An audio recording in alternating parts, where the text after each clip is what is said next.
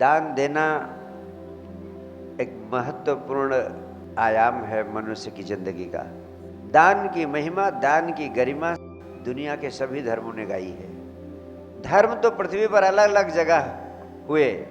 हिंदू धर्म भारतवर्ष में पैदा हुआ, अलग अलग दुनिया के कोने कोने में छोटे से लेके बड़े जितने धर्म पैदा हुए, सबने धर्म की महिमा गाई है।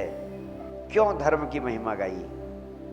दान देने का महत्वपूर्ण आयाम यह नहीं है कि जिसको तुम देते हो उसको कुछ लाभ मिल जाता है।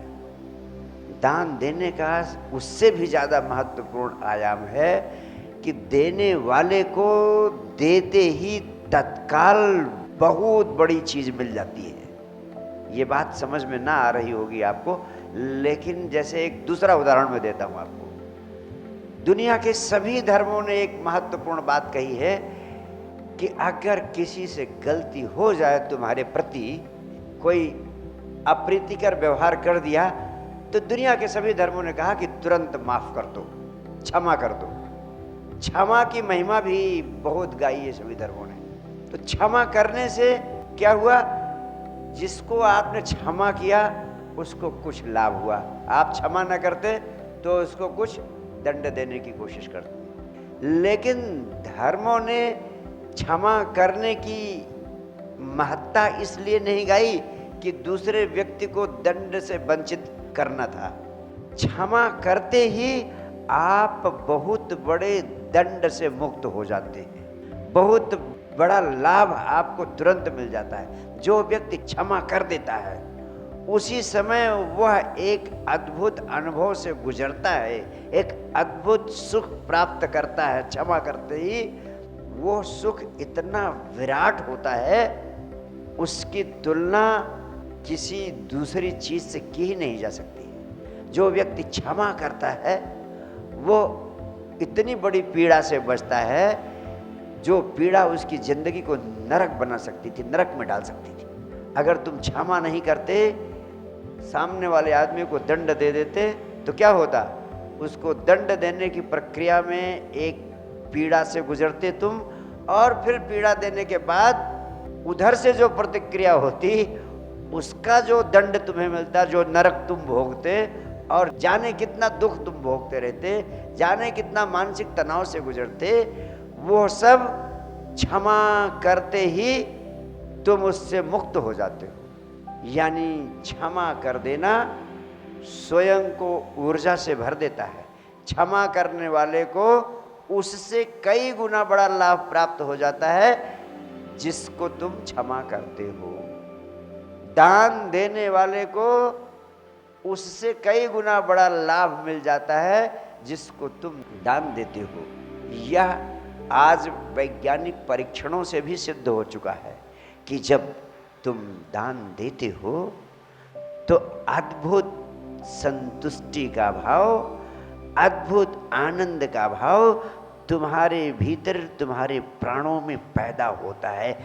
वो जो अद्भुत संतुष्टि और आनंद का भाव तुम्हारे प्राणों में पैदा होता है, तुम्हारे भीतर पैदा होने वाली तमाम सारी बीमारियों का अंत कर देता है। वो उसी क्षण अंत कर देता है। ये नहीं कि उसके बाद तुम्हें अगले जन्म में कुछ मिलेगा तब दान का पुण्य है। जिस समय तुम दान देते हो, एक तुष्टि का भाव, एक संतोष का भाव, एक सत्कार्य करने के आनंद का भाव जो तुम्हारे भीतर पैदा होता है। यानी आनंद, मैंने कहा क्या है? आनंद ही है प्रभु, आनंद ही परमात्मा। मैंने कहा परमात्मा क्या है? परमात्मा कोई दाढ़ी मूछ वाला व्यक्ति नहीं, सातवें आसमान पर बैठा हुआ। अस्तित्व की ऊर्जा अपने को परम शांति, परम आनंद के रूप में ही प्रकट करती है। दान देने के बाद जो थोड़ी सी तुष्टि और आनंद की तरंग तुम्हारे भीतर प्राणों में प्रस्फुटित होती है, वह प्रकारांतर से तुम्हारे भीतर परमात्मा की सुगंध पैदा कर देती है, परमात्मा की तरंग पैदा कर देती है। और ये तरंग अगर बनी रही तो सबसे बड़ी बात क्या होती है?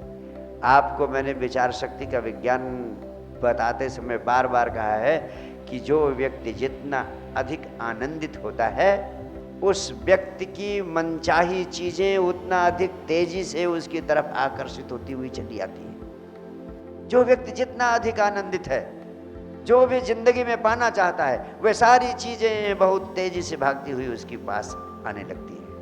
और जो व्यक्ति जितना ही दुखी होता है, तनाव में होता है, क्रोध में होता है, उपद्रव में होता है, अशांति में होता है, झगड़ा झंझट में उलझा रहता है, उसकी मनचाही चीजें उतना तेजी से उससे दूर भागती हुई चली जाती है। ये अद्भुत रहस्य है, राज है, मिस्ट्री है इस यूनिवर्स की, ब्रह्मांड का बहुत बड़ा राज है। तुम जितना अधिक आनंदित, उतना अधिक चुंबक बन जाते हो मनचाही चीजों को आकर्षित करने के लिए, परम आनंद को आकर्षित। तो जब तुम कुछ देते हो तो तुम रिसीविंग मोड में हो जाते हो। क्या रिसीव करने के लिए?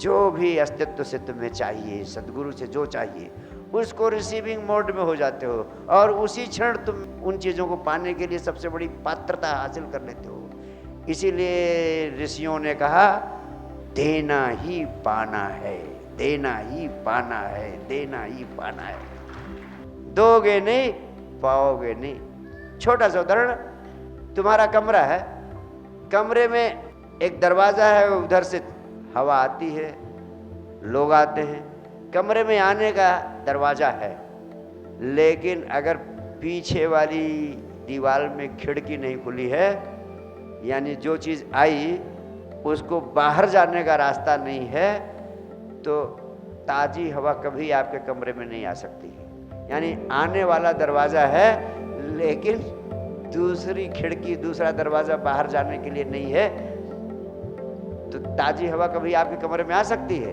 दम घुटेगा, कहोगा इस कमरे में खिड़की नहीं है। खिड़की क्या है? खिड़की है कि जो चीज़ आए थोड़ा बाहर जाने का भी रास्ता हो। जिसकी ज़िंदगी में दूसरा दरवाज़ा बंद होता है, खिड़की नहीं होती है, पहली बात तो उसके कमरे में ताज़ी हवा और अधिक और अधिक और अधिक आ ही नहीं पाती है, और जो आ जाती है वो भी दम घोटने लगती है, दम घोटने लगती है, दम घोटने लगती है, सड़ जाती है, नष्ट हो जाती है।